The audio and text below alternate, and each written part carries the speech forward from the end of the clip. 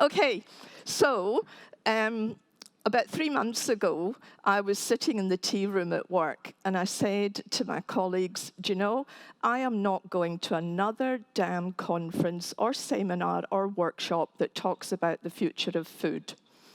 And then I went back to my office, checked my emails, and there was an email from Mike Chapman saying, oh, hey, Alison, do you want to come to our conference and talk about the future of food? And I thought, oh, well, okay, I will. But I promise that after I've given this talk, I am not going to talk about the bloody future of food. And the reason I'm saying that is that we have been talking about this for nearly 20 years. I mean, I remember back in the early 2000s, we had a food and fibre roadmap, and we were talking about the same things then as we're talking about now. And the question is, why have we just been talking about it for 20 years when so many other countries in the world have stopped talking and have actually just gone ahead and done it? So there is going to be a take-home message at the end of this that probably won't come as a surprise to you. So you would have to have been living under a bush for the last 10 years if you didn't know what the global food trends were. You just need to Google, what are consumers most concerned about? Boom, food safety. What do consumers want from their food? Safe, health, sort of nutritious food. What kind of food production system do they want us to be using? Sustainable, environmentally friendly. All of those things are givens. You can't produce food if you don't wrap it up in that sort of commentary now. So let's stop talking about that and just get out there and do it, because it's nothing new. We know it, and you just have to make it happen. So we know that the consumer wants safe, sustainable, traceable food. We know that there's a shift in dietary habits. That doesn't mean that people are going to stop eating meat. It means that people are going to eat meat, but they're also going to eat a range of other plant-based diets that they haven't necessarily had exposure to. There's nothing wrong with that. It's not a competition. It's about diversity and giving consumers the diversity that they want in their food produce. There's going to be a whole range of new food types produced. There's going to be a whole range of new food production systems. And the focus is going to be on health and well-being, because that's where the consumer is looking for food to give that attribute. And this is all out there in the literature. You can Google it, and it all comes up. You don't need a food futurist to tell you this. And I get really annoyed when we pay thousands of dollars to bring people from overseas to tell us something that is blatantly obvious and that you can actually Google yourself at home. So let's stop talking about what the global food trends are, because we actually all know what they are. It's what are we going to do about it? So why are we surprised that people are going to start eating insect protein or marine-based protein or plant-based protein? There are cultures worldwide that have been doing that for millennia. Why do we imagine that we're not going to embrace that diversity? When I first came to New Zealand, the classic food that we ate was sort of meat and 3 veg. Now we've got a fantastic, diverse ethnic food culture that enhances our well-being. Why will we not embrace all of this new food system? It doesn't make sense to be defensive and push against it, because it enhances who we are as human beings. So we're going to have all of those, one way or the other. Same with the way in which we produce our food. Like, we embraced hydroponics back in the mid to late 80s. We know that there are dwarf production systems that have been developed for some sort of crops.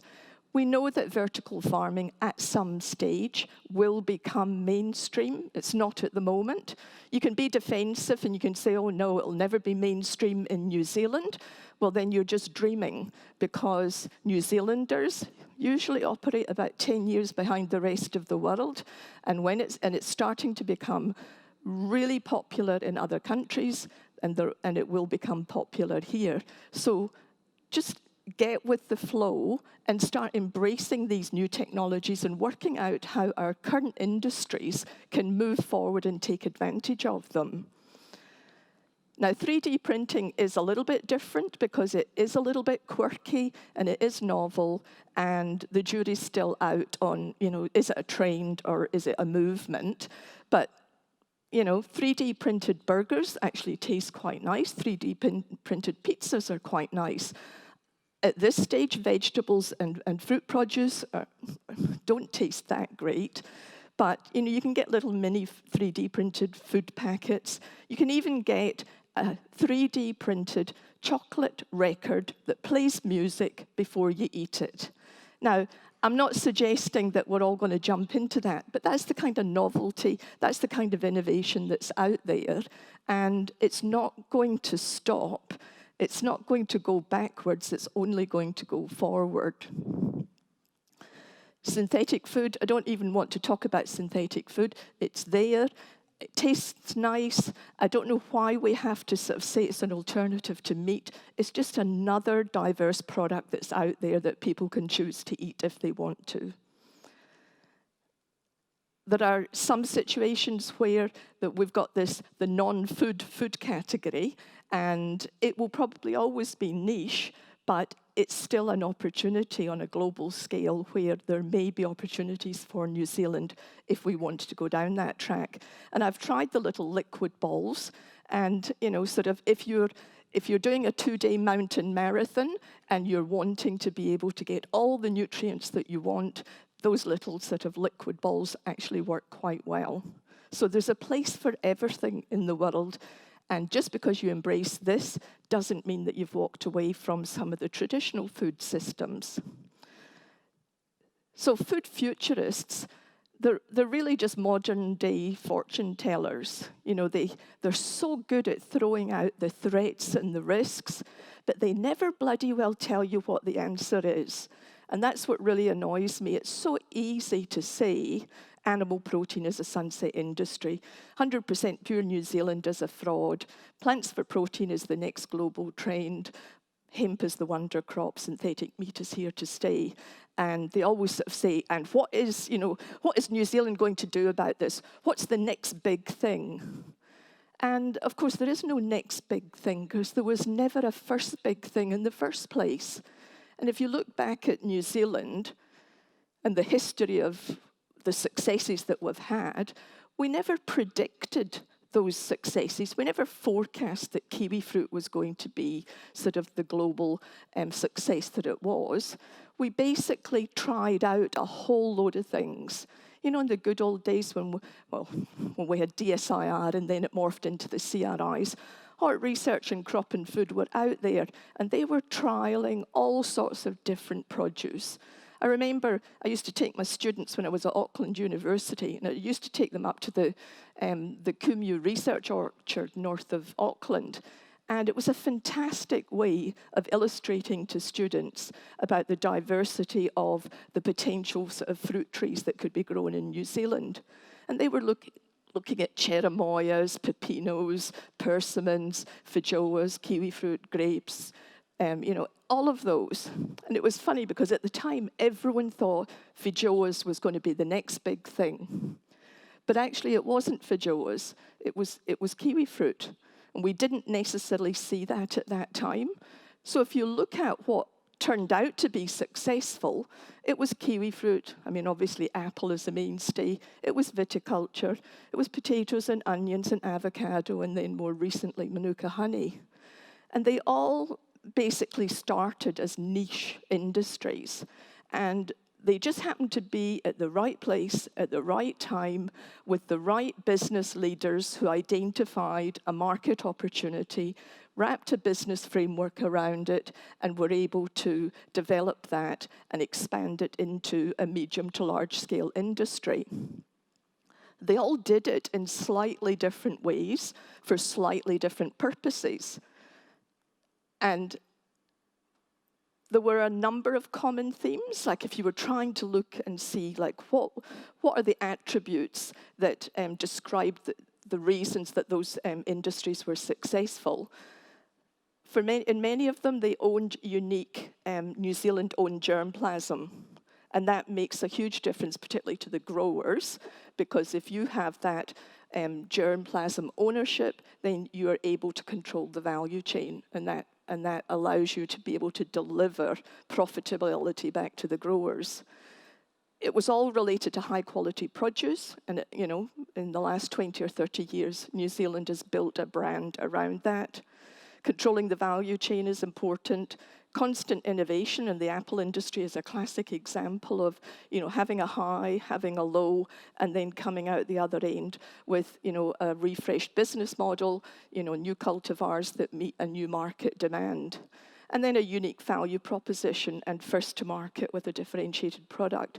So, you don't have to be, a first-class honours major in business management to know that they're things that tend to define a successful business. So if you look at where we are now, we're still doing that. It's just that we're not doing it, it's not the same people that are doing it. I mean, the CRIs in the universities, just by the nature of the science funding system in New Zealand, they really don't jump into the look-see type of area. The funding mechanism sort of skews them towards things where the business case stacks up into much greater than, in the old days where it was just growers and a few researchers playing around at the edges. So we do rely on passionate growers coming up with, sort of new crop opportunities. And we've already got examples of that here and now. You only have to see things in the newspaper with, the banana growers, with the hemp growers, with the quinoa growers. You've got the Farmers Mill Consortium of cereal growers down in Canterbury and Timaru, who are basically trying to disrupt the existing value chain and take control of the processing side. That's all innovation that's coming through the growers and being supported by sort of the wider industries. So we have lots of things that we're doing at the moment. We can't predict which one of these is going to become the next big kiwi fruit. All we know is that one of them will, and hopefully more than one, perhaps 2 or 3, and we just need to make sure that as we see the signal of which one is going to bubble up and become the next big kiwi fruit, that we've got the support mechanisms around it to allow it to grow. So if you ask the question, what are the things that are going to frame which of those potential 20 or 30 different opportunities come to the fore, it's going to be things like climate change.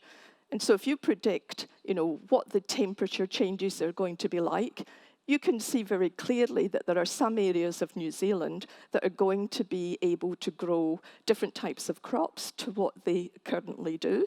And that will open up new opportunities. So we're probably going to have greater opportunity to explore subtropical crops than we've had in the past. And we need to be exploring that and looking to see what the specific market opportunities are in that space. The same with water availability. There are going to be other countries who are currently competing with us who are going to be constrained around water resources, and we're not going to have the same constraint, and therefore we're going to be able to expand and grow certain crops that at the moment might just be niche. And so it might be the oil and seed crops because we have that water resource that other people don't have. The plant-based diets, clearly there's lots of opportunity in that space. The only problem is you've got to be careful because if it's already in the commodity sort of space in the market, then it's not necessarily going to be a good land use option for the current arable growers or vegetable growers or fruit growers, because at the end of the day, they're not going to suddenly produce plant-based milk if that's not going to give them a gross margin that's any better than what they're already growing. So, there's a business reality when you start talking about all of these wonderful plant-based opportunities that are out there. They're only opportunities if they're going to put more money in the back pocket of the grower. Otherwise, why would the grower change? And I think sometimes bureaucrats and politicians don't necessarily understand that when they're talking about mass land change, in New Zealand from meat to plant. Health and well-being is clearly going to be the big driver. The consumer wants food that tastes good, that's safe, and if it can make them feel better, then that's going to be, the icing on the cake. So we're already in that space in New Zealand, but I think there's a lot more opportunity that we should be exploring. And the whole herbs and medicinal crop space is a space that's probably worthwhile having a good look at from the perspective of the impact that climate change will have on some of those countries that are currently servicing that market. They're going to struggle to be able to produce top quality herbs and medicinal crops. We might be able to capture some, a little piece of that pie. And you can't really not talk about medicinal cannabis. I mean, because New Zealand does, have the deregulation process going through. And so if we did do that, given the fact a lot of other countries haven't yet gone down that track, it will open up some market opportunities. Now, whether that's short-term or long-term, time will tell. But it's definitely worthwhile exploring, as long as you're exploring the high-end value of that. Because if you're in commodity hemp, just like commodity soya, you're going to be driven by global prices, and we're not going to be competitive.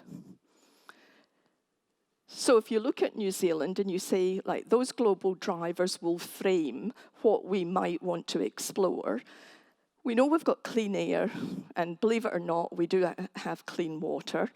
We've got a temperate climate, we've got good soils, technically competent growers, and most importantly, a trusted brand around ethical, safe production systems. And that's a biggie that we want to maintain and that we can wrap all of our potential opportunities around.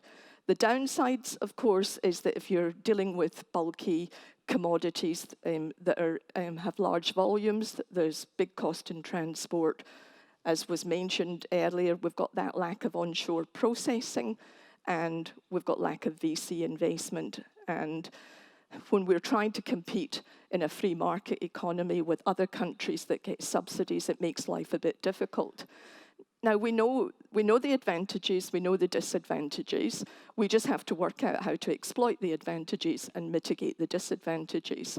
And there are business people out there that are very successful at doing that, and we have to learn from them. So none of these are insurmountable, and the investment going into onshore processing, as the Food Innovation Network has shown, is going to open up all sorts of opportunities. So I said it wasn't that we shouldn't forecast what's going to be sort of New Zealand's future, and now I'm going to forecast what I think New Zealand's future is going to be. Start with arable, because I'm in the arable space. Yes, we are going to explore plants for protein. It would be silly if we didn't. And obviously, peas and beans are the logical ones that we would look at. What we do have to do, though, is we have to work out what is the premium space for us in there, because we cannot compete in a commodity space. And the dilemma that you've got is that if you're in a niche space, our growers could probably produce like the world's supply of pea protein, sort of in the next 2 years, and then they'd all be out of a job. So how do you manage market supply when you're dealing with broadacre cropping and you tend to be dealing with volume? And we need to learn how to do that.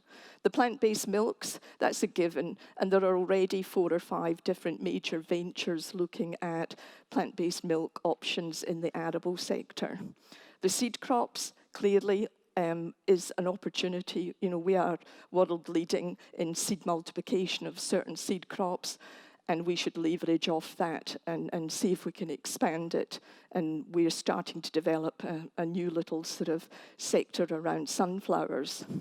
And then for us, we've got to get more homegrown grain, and probably many of you don't realize this, but most of the bread that you eat doesn't come from flour that was made from New Zealand grain. It's all brought in from Australia.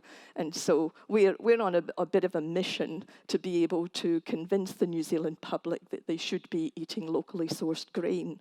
And if we did that and got a little premium for locally sourced grain, we could substantially improve the profitability of our growers.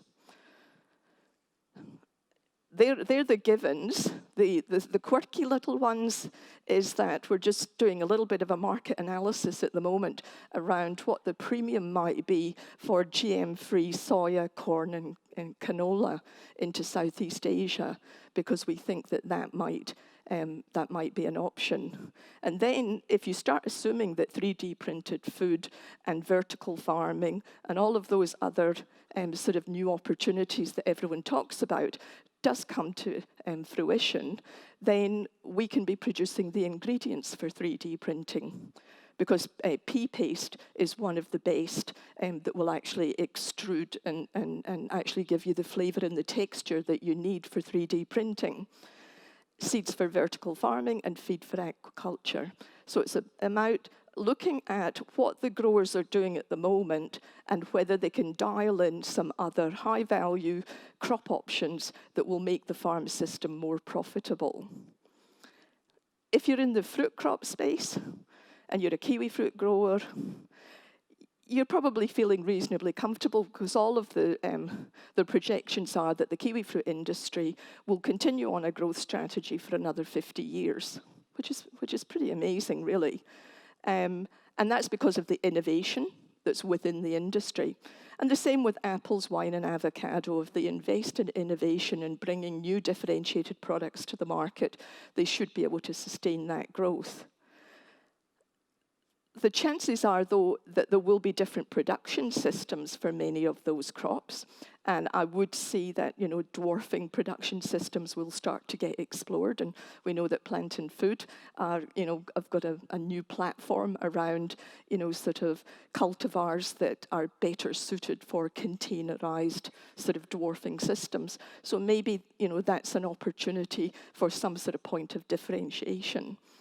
But if you're in the fruit crop space and you really think that climate change really is going to bring the temperature increases that that is predicted, then logic would say that we would start exploring subtropical crops putting a lot more effort into that, because there are going to be some countries that are going to struggle to maintain quality of their produce, and there might be a little opening for us.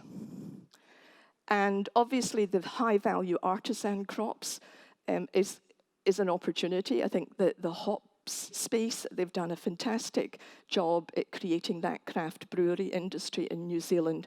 And there's probably 3 or 4 other sort of crops, product opportunities that can be in that high-value artisan space that would certainly deliver a good domestic market.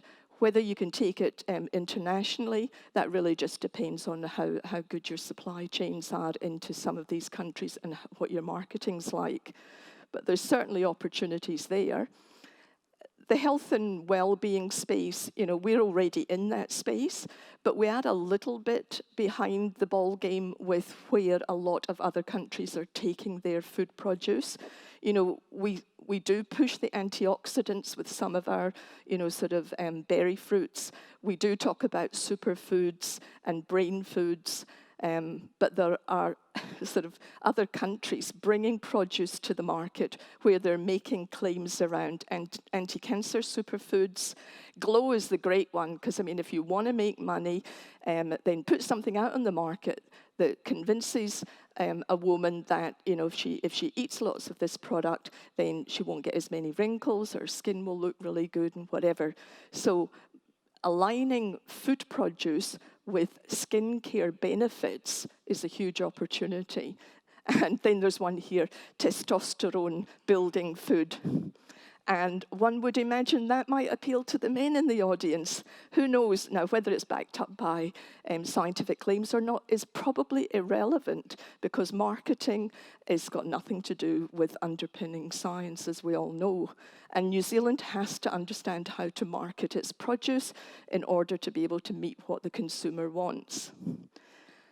Now, vegetable crops, this is probably the area where I think there is going to be most disruption to the industry. I cannot see long term that we're going to have, broadacre leafy greens being grown outside in New Zealand. Maybe for the next 10 years, maybe. After that, I think that we are going to move into the more vertical farming, urban farming, and home farming space. And the reason I say that is because of all of the different food production systems out there, the easiest to containerize is micro greens, herbs, spices, and leafy greens. And the consumer wants safe, healthy, consistent quality, no pesticides, low environmental footprint. And that is probably the area where it's easiest to deliver. And so if I was a vegetable grower solely growing leafy greens, I would be working out, am I going to be part of that disruption, or am I going to allow myself to be disrupted? And you've probably got about 10 years before it becomes mainstream in New Zealand to work out where you want to sit in that space. And if you look at, some countries, Japan in particular, they are designing beautiful kitchens based around people producing their own micro herbs and leafy greens and mini tomatoes. And you can see that becoming part of people's lifestyle. And I think you ignore that trend at your risk. And we know that in New Zealand, we have startups who are already in that space. We have companies that are producing microgreens in containment in vertical farming systems. We know that there are 4 or 5 companies doing crowdsourcing funding at the moment to set up vertical farming systems in New Zealand. So it is only a matter of time before that starts to become a disruptive technology to existing industries. So if you're in the vegetable crop space, then you've got to be working out, how you're going to position yourself as we move forward. And you're going to have to see, how can I position my crops in the health and well-being space, in the brain food space? And are there other vegetable crops that we should be looking at in New Zealand that are better suited for that market? And I know that when I go to California and when I go to Southeast Asia, I'm always blown away by the diversity of the vegetable crops that they have in their markets. And I come back to New Zealand and it's the same old vegetables. And I feel as if the New Zealand consumer is going to want to start having more diversity. And we may as well give our own people that diversity and hope we can open up an export market at the same time. And all of that is great, but what's the biggest threats to us being able to achieve that? The first one is the loss of the trusted brand story. And New Zealand has to be very careful about airing its dirty linen in public. And I don't think when we get into the media and we start lambasting the dairy industry and, pesticide use and water contamination, if that starts getting out globally, then it's going to taint everybody's opportunity to be able to sit under that 100% clean New Zealand brand. So we have to be very careful in trying to convert our industries to more sustainable, that we don't potentially undermine them in the process. The loss of leadership in advanced breeding. I don't want to reiterate this because Sir Peter talked to us for 40 minutes this morning about this. But, since the 1960s, New Zealand has been at the leading edge of new genetic technologies. We had the most advanced plant geneticists in the world. We were developing, cisgenics. We were the first to use QTL markers. We were the first to embrace genomics. And so a lot of our successes were based on that fantastic platform of new breeding material. And now, of course, because we haven't yet embraced gene editing, we have the potential that we're going to lose that. And I think we probably already have, but I'm still feeling a little bit positive. The issue with gene editing is that at this moment in time, most of the traits that are being used are for the benefit of the grower. So, drought tolerance, pesticide resistance, or whatever. And so that doesn't drive major consumer purchasing behavior change because they don't see any benefit to themselves. But as soon as companies start using gene editing to produce something that benefits the consumer and the consumer likes, then we will get wholesale behavioral change in acceptance of gene editing. And you just need to sort of Google, gene editing and health and well-being, and suddenly there are all sorts of produce coming on the market, which is gene edited, that has got some sort of health and well-being attribute. So you can imagine if you're a consumer and you're walking through the supermarket and you see a beautiful apple, sort of next to another beautiful apple, and one's from New Zealand, and it's safe, and it's been produced sustainably, and it's nutritious, you might say, well, I might buy that.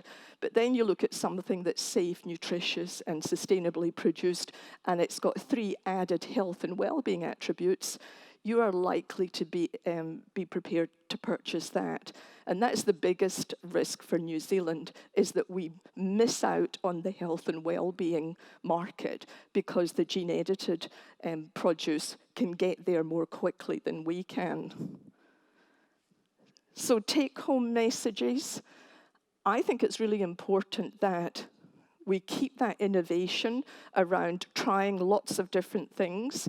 And I don't know whether bananas will take off or quinoa will take off, but I know that of the 20 or 30 different small niche industries that are out there, 2 or 3 of them will take off. And we need to make sure that we have the right investment framework that will support the scale-up of those industries.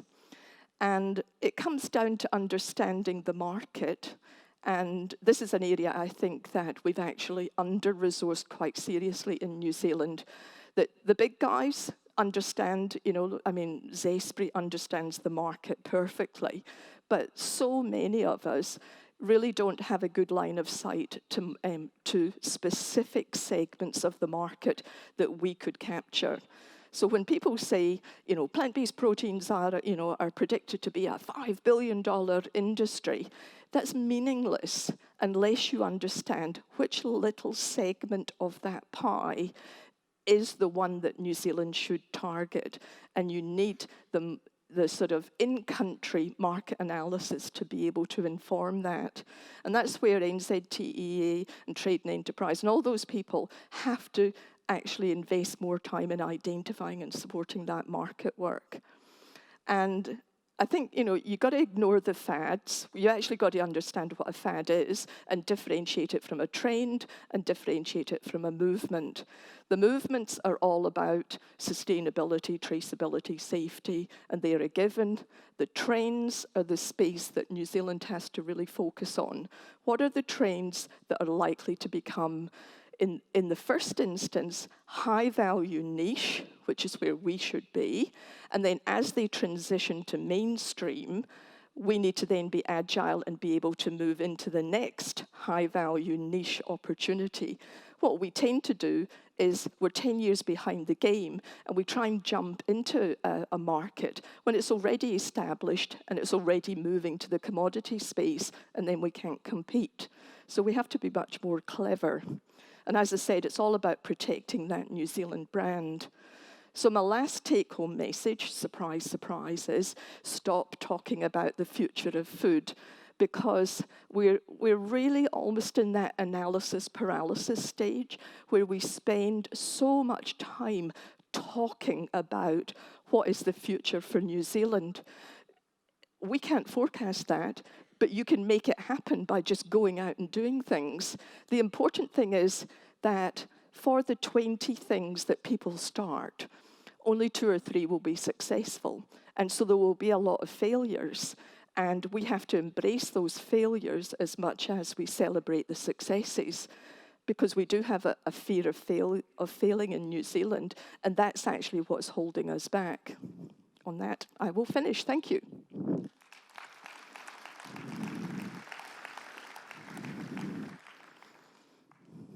Well, we've just seen history in the making, ladies and gentlemen. The last time that Dr. Stewart talks to our food future. It could be her wealth of knowledge and experience that has her in such demand as a keynote speaker at conferences. It could also be her direct and honest style and that Scottish lilt that does it as well. Either way, the message gets across. Thank you so much. It's been very, very interesting. We do have a little gift for you to take away as a memento of your time here. Ladies and gentlemen, Dr. Alison Stewart.